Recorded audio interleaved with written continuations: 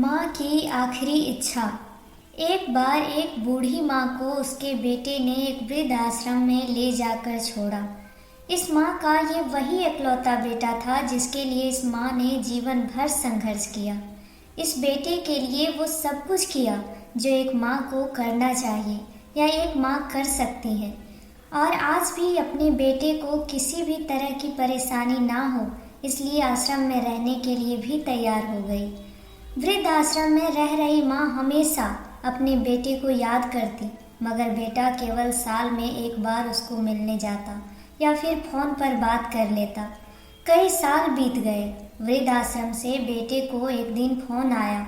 उन्होंने कहा, बेटा जल्दी से आश्रम आके अपनी माँ से मिल लो, वो बहुत सीरियस हैं।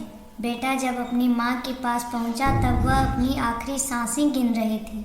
बेटे ने अपनी माँ से उसकी आखिरी इच्छा पूछते हुए कहा, माँ मैं तुम्हारे लिए क्या कर सकता हूँ, बताओ।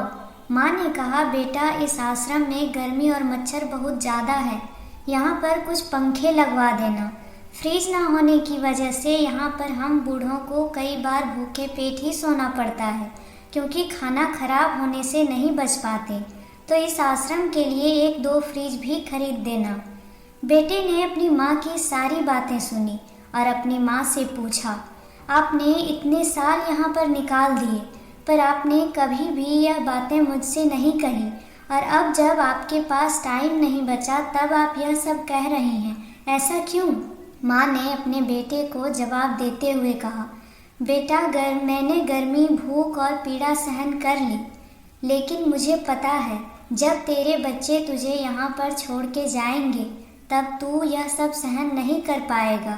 इसलिए तेरी सुविधा के लिए मैं तुझे यह सब लगाने के लिए कह रही हूँ। दोस्तों, माँ की ये आखिरी लाइनें किसी भी बेटा या बेटी की आंखें खोलने के लिए सक्षम है। इतिहास हमेशा अपने आप को दोहराता है।